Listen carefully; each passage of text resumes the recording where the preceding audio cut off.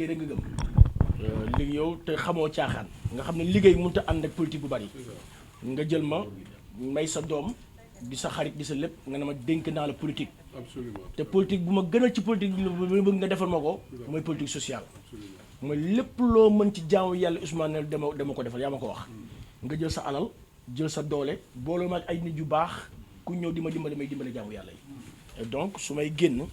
war naa ñëw nga ñaanal ma yàlla jarul di nga ñaanal ma yàlla ma am dem université ci nga xam ne ñooy xale yi dëkk Saloum nekk fa des fois ndogu di leen të waaye nag jaamu yàlla yi sax laa wax dañ koy defee xale yi dëkk Saloum rek mais jaamu yàlla yépp nga xam ne des fois ndogu të leen ci sëwu Ramadan ci weeru barkeel bi ma bëgg dem jël li nga ma joxoon ma bokk ko ñoom ñu addil ko yonent yàlla Muhammad sallallahu alayhi wa sallam parce que yaa ne ma lépp lu ñu am nañ ko bokk ak jaamu yàlla yi lépp luy caaxaan mu ne ñu nga ne ma jaru ko waaye lépp lu jëm ci yàlla nañ ko def barki démb nga ma jox téeméeri junne ñu addil ko yonent bi xale bi gañoon prix récital Coran bu Sénégal bi nga ne ma teg naa ci téeméeri junne jox ko billet Fès donc loolu rek moo taxoon ngay suma kilifa ngay suma baay di sama lépp nag balaa may génn naa ñëw nga ñaanal ma yàlla ba pare ma doog a dem. Une petite parenthèse avant de parler wolof. Ousmane est un homme excessivement compétent et intelligent, un homme qui m'aime bien, un homme politiquement qui a pris mon fauteuil à Kaolack et qui l'a occupé largement, avec un poids extraordinaire, et donc, et dont l'écho a fait les frontières. Mais constater cette importance n'est pas s'y résigner, ni se complaire dans la passivité, parce que je peux dire que Ousmane a besoin parfois d'une voix autoritaire, a besoin d'une voix plus haute que la tienne dans certains territoires. Et les critiques venant de moi sont pour Ousmane, je veux dire des caresses, parce que pour lui c'est un honneur. Voilà Ousmane qui est excessivement bien, qui fait un travail redoutable, extraordinaire pour moi, et je veux dire que Kaolack, c'est à nous. Absolument. Kaolack, c'est à nous parce que Ousmane l'a démontré. Et on reviendra dans les prochains jours, Inch'Allah, là où les grands se rencontrent dans les grands stades, et nos voix feront écho jusqu'au amour les plus lointains. Ousmane, en wolof. maa ngi koy gërëm di ko sant parce que xale bu baax la xale boo xam ne depuis 4 ans 5 ans li may dem sax Kaolack bariwul à part les grands moments mais moom fa toogal et puis di ma jox ay conseils yu baax aussi defaral jàkk yi defaral jumaa yi loo gis ci lu baax ñu ngi koy def moom nag moo seddal leen tey ne day def ay mbir sax yoo xam ne man duma ko yëg ne man maa ko def loolu góor rek moo koy def naam dama koy jàppale waaye li muy def ci man peut-être sax duma ko def ci moom ay góor la suñ tasee c'est comme ça mais góor la et puis mouvement yi MJ DFS MJK ak tous les mouvements satellites yi nga xam ni ñoo ëmb vraiment kuréel yi ñu accompagner maa ngi leen di gërëm parce que Ousmane rek aussi mënul def dara il faut que ay nit accompagner comme moom ni may accompagner et donc loolu maa ngi ciy gërëm yàlla aussi parce que nekk Ndakaaru liggéey xam nga lu pôle de Diamniadio et du Lac Rose dafa nekk des choses aussi compliquées alors moi je me suis wax naa ko keroog président ma ne ko moi vraiment je me concentre sur ça parce que les résultats sont fondamentaux faut ñu def ay résultats parce que xam ngeen ne Sénégal actuellement comme dans le monde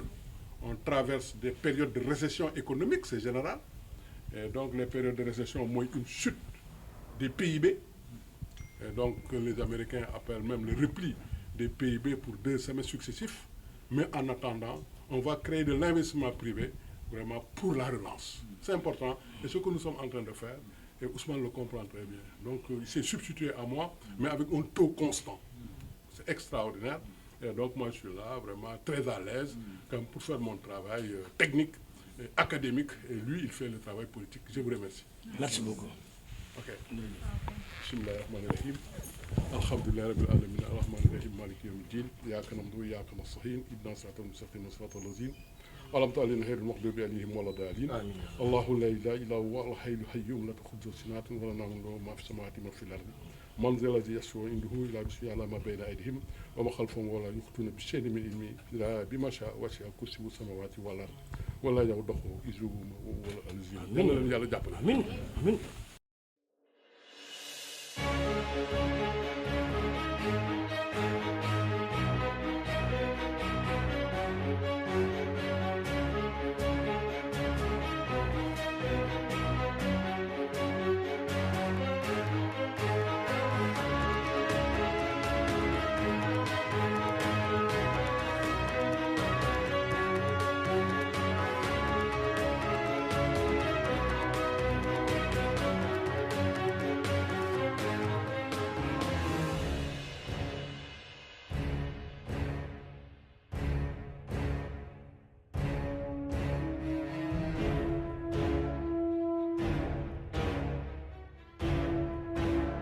À l'endroit de l'autorité, M. Ousmane Noël Dieng. Vraiment, nous sommes très heureux, très contents de vous accueillir ici encore au sein de l'espace universitaire avec vos frères et sœurs Saloum Saloum. Je suis très honoré de voir aujourd'hui la dynamique de réunification des étudiants kaolackois, déjà enclenchée et dont votre présence massive ici est l'illustration la plus pertinente. En ce sens, j'adresse mes remerciements mérités à l'ensemble des présidents d'amicales communales pour leur rôle non négligeable dans la fédération des étudiants Saloum Saloum dans cet espace universitaire. Pour votre travail titanesque, chers présidents, soyez-en remerciés. Permettez-moi également de décerner au nom des étudiants kaolackois une mention spéciale, encore une fois, Monsieur Ousmane Noël Dieng pour la promesse faite et tenue dans la plus belle des manières, mais également pour tous les actes de bienfaisance consentis au bénéfice des étudiants de la région de Kaolack. Nous sommes très honorés aujourd'hui de vous revoir parmi nous ce soir dans le cadre de ce ndogu annuel de l'UREC, l'Union régionale des étudiants de Kaolack. De la parole à l'acte, vous avez démontré votre affection pour vos frères kaolackois. Encore une fois, nous vous remercions et nous prions pour que le bon Dieu vous en rétribue convenablement. L'Union régionale des étudiants de Kaolack s'inscrit dans une logique d'ouverture, de transparence et de responsabilité. C'est ce qui nous a permis, à 3 semaines, de réaliser des résultats inédits que toute personne ici est en mesure de le constater. Ainsi, j'appelle tous les frères et sœurs Saloum Saloum à continuer dans cette logique consensuelle d'union, de solidarité, de fraternité. Parce que, comme on dit, c'est l'union qui fait la force. Je ne saurais terminer mon discours sans pour autant remercier les sages de l'UREC. Sachez qu'en tout cas, vous faites notre fierté, nous, entre autres, la nouvelle génération. Les sages qui ne ménagent aucun effort pour nous éclairer la voie dans cette tâche relativement complexe. Enfin, tout en réitérant mes remerciements à l'endroit des autorités qui viennent au service de l'UREC, de l'Union régionale des étudiants de Kaolack, je lance un appel très solennel à l'endroit de toutes les autorités kaolackoises de venir encore en aide les étudiants de la région de Kaolack. Juste pour me tenir li ma wax ci olof, parce que puisque le temps nous est compté, comme l'a si bien dit le modérateur, donc je n'ose pas terminer mon discours comme je l'avais prévu. C'est la raison pour laquelle j'ai récapitulé, tout en encore une fois remercier notre frère Ousmane Noël Dieng. Sama mbokk Saloum Saloum yi, mes frères et sœurs, suñuy grands, les présidents d'amicales communales, les présidents des commissions sociales au niveau des différentes facultés, ñu ngi leen di nuyu yéen ñëpp di kontaan bu baax a baax seen présence. lii ku ko gis tey xam ne lu gëj a am la ci union régionale des étudiants de Kaolack. tey président amical 41 communes yëpp tey ñëw nañ teew avec leur forte délégation. Donc juste pour vous dire que vous êtes en présence actuellement avec les 41 communes de Kaolack sans distinction. Parce que qui dit l'UREC savent très bien que c'est les structures mères qui regroupent toutes les 41 communes de Kaolack ici, voilà, toutes les 41 communes je veux dire. Donc ñu ngi leen di gërëm ñu ngi leen di sant ñu ngi lay gërëm yow tamit bu baax a baax Ousmane Noël Dieng di leen wax ne lépp lu mu waxoon ak ñin def na ko non seulement joxoon nañu 1 million boo xam ne tey ñun moo ñu permettre ñu débuter suñu mandat si ni ñu ko débuter nii félicitations yi ñuy dégg wala ay encouragement yëpp tey mun naa wax ne joué nga si un rôle très important te ñu ngi la siy remercier ñun nag képp ku ñu defal lu baax dinañ tax wax ko gannaaw loolu waxoon nañu ne dina fi ñëw ànd ak Saalum Saalum yi ndëgu ak ñoom ñëw na démb yónnee une forte délégation ànd ak Babacar indil ñu nag boo xam ne bëri na ñoo xam ne tey mun naa wax ne pour buñ doon takk jabar bu duñ ko am tellement que nag bu rëy rëy boo xam ne ànd ak nag xaalis bu bëree bëri boo xam ne moom lañ taxawee tey journée bi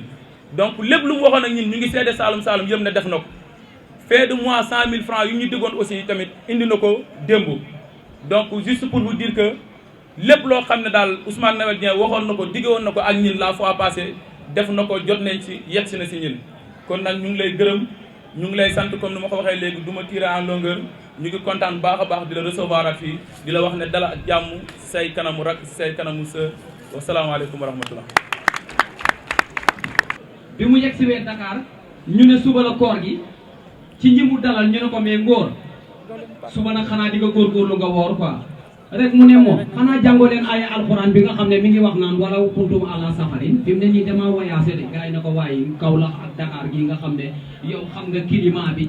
comprendre nga yow kiiwu Dakar yëpp yaa leen jeexal muccaat yeeg lépp yaa leen jeexal ba pare nga bëgg fee nekk di expliquer ay détails rek mu ne bon nag dinaa jéem a essayer ma woor mais bi mu ñëwee ci kër gi daa am koo xam ne maanaam entrepreneur la si ay chantier maçon lay dox mu yegg si rek kooku yóbbaale ko koor gi premier jour bi day tar ngóor dawal ba 14 heures lu mu xool mu doon ñaar mënatu koo maîtriser mu jékki-jékki ne gis nga Issa damay génn ci biti jéem a lijjanti séddoo am ku ma waxal Issa ne ko en boo mu ne ko waaw mu génn noonu la jaaree dem ñibbi mais ku ne xam na ne Dakar ay 14 heures 13 heures et demi xale yi bu ñu wàccee parental yi dañ leen di defaral la fa desoon ci reer ay cere yooyu noonu mu romb tombé booy cere lañ leen defaral rek mu ne billaay gone yi Dakar xamuñu saaj nag lii cere la ah waaye topp leen ci ñeex mi waaye wàccee leen fonga gi ngeen di seen loolu wàccee leen ko rek xale yi ne ko waaw papa Ngor xanaa wooroo nag mu ne yéen gis nga alxames bi seen ndey sëy si ci kër gi maa ngi koy fàttaliku man ngeen di wax wóoruma dem leen di wax ngeen xeeb ci ñeex mi rek bu leen yàq cere boo doolee cere kay dangay dolli ñeex ngir mu mën a loolu tuuti mu xam ne fii bu essayé booyi duñ ko ci bàyyi mu jékki-jékki dugg ci biir tànk potu tamaate paa leen jekku jar bi ndeysaan dugg xool ronlal bi jël la fay bagage yëpp mu baare ko ci buntu bi ba affaire bi sàcc sombre mu créé ko ba timis ñëw mu guux ba mustaas si sarse ndox mu génn ci biti daje gaay di door a wàcc mu ne leen bi lay timis say saay liñ koy wër yëpp nekke mu ngi ci ronlal bi toog leen kii di xaar sow jant laay wax nii ndeysaan loolu dañ koo tijjee parce que ci koor lañ nekk mais damay laal sama mbokku pël yi parce que dafa am benn pël Fuuta boo xam ne dama kaa fekk fii gars yi di ma ko laaj ci yoon bi yëpp ku ma dajal mu naan ma Amadou Wuri daa codifié ñu indi ko pavillon D mu bokk ak Sambour ñoom Zou Kaana léegi bu mu bokk ak ñoom Sambour xose wante bi xam nga siisu wante bi ci biir Sambour beeg yooyu benn jour ñuy wàcc ci escalier yi rek ndeysaan fala raag bi war a amee ndeysaan day jaayante ak waa ji ne ko xam nga lan la mu ne gis nga da ngeen di jaay ay booy Ndakaaru ngeen affaire yooyu noonu commencé di expliquer mu jiwal ak waa ji doon ko kuu waa ji bi mu ko doonee kuu mu këpp mbokk pour le Fuuta yëpp daw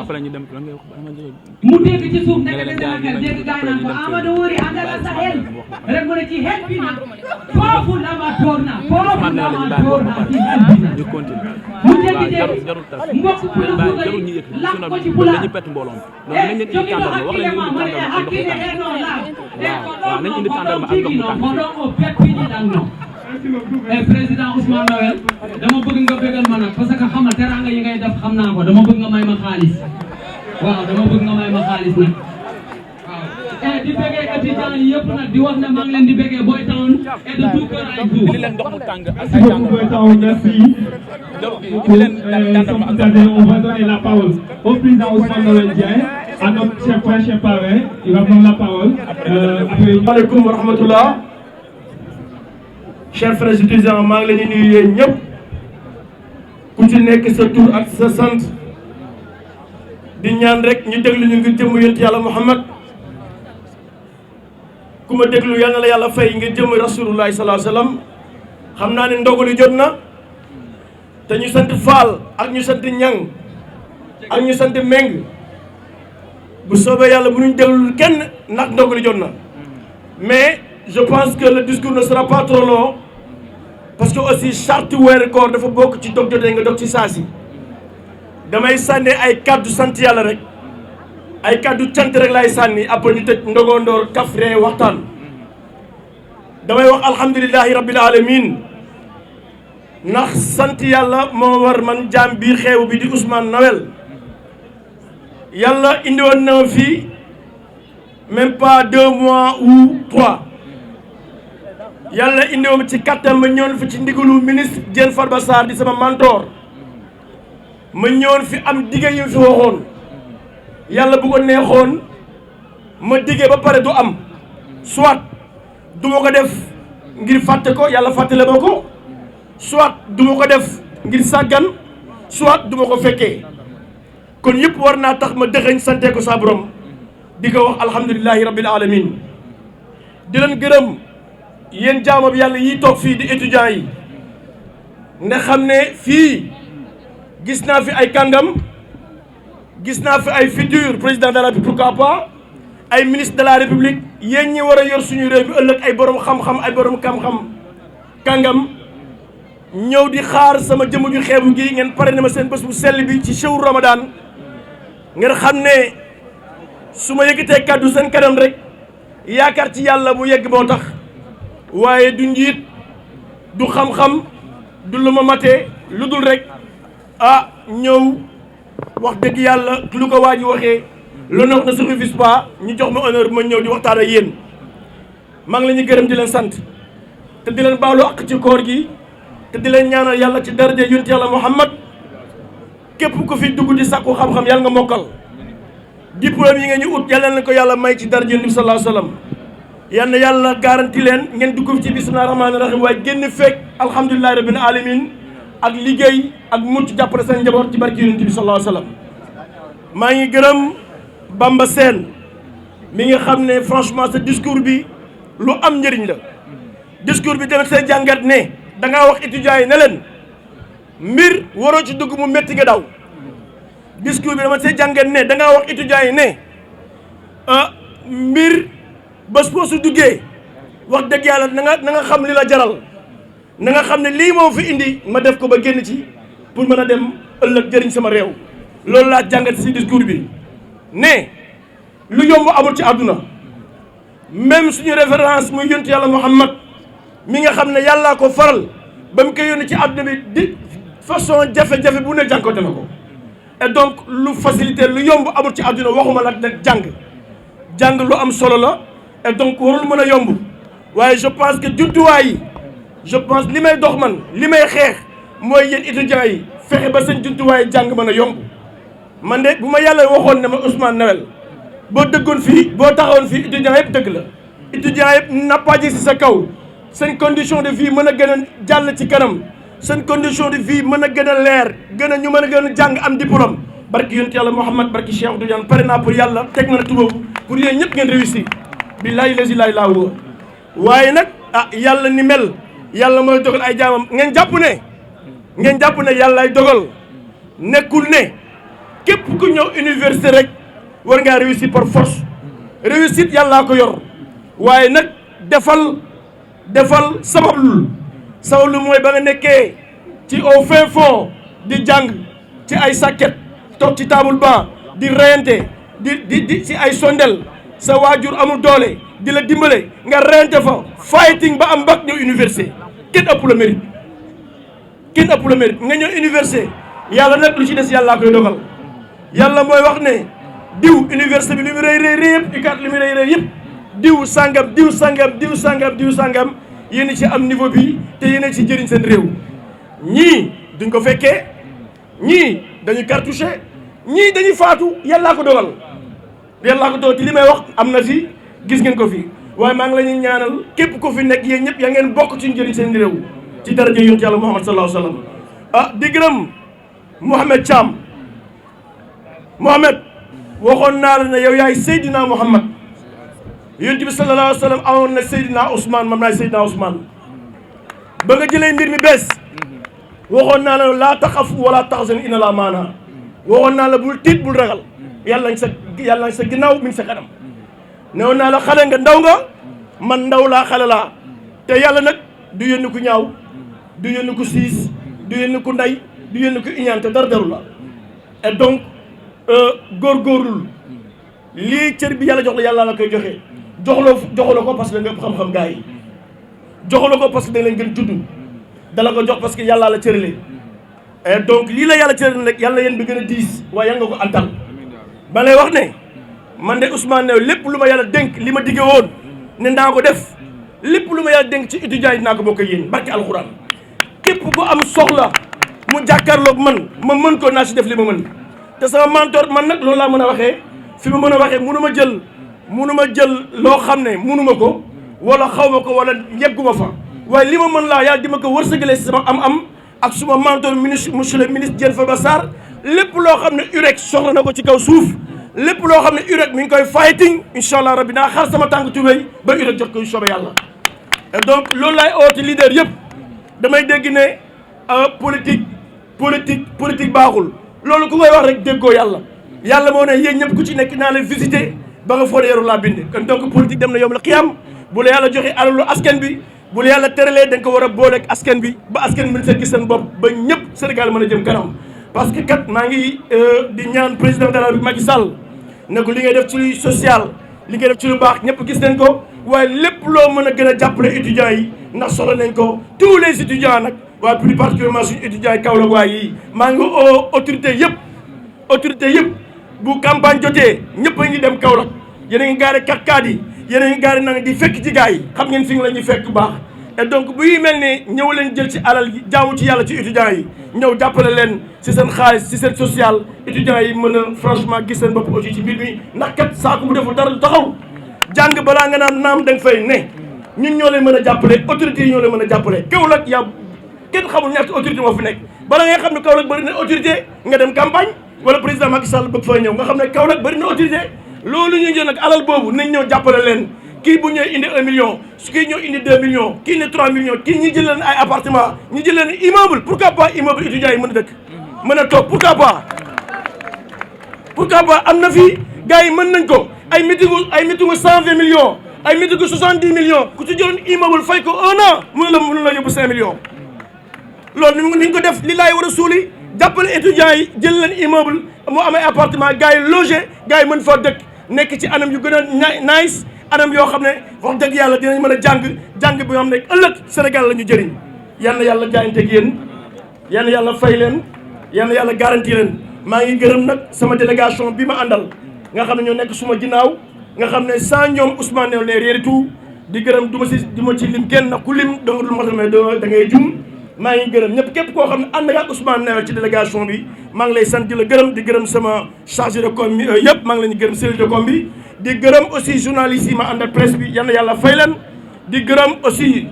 balaa nga naan ne fa suma mentor suma papa suma xarit monsieur le ministre Diène Farba Sarr parce que sànq rek booy temps wax na ko yàlla suñu borom ne na fuy xewel di aw soo ko gërëmut man yàlla bu ma gënee ma bëgguma man nag sama xewel mi ngi awee ci monsieur le ministre Diène Farba Sarr mu awee ko ci président de la République Macky Sall que Dieu vous garde yal na yàlla defal leen jàmm ci barke Seydina Muhammad sallallahu alayhi wa sallam merci beaucoup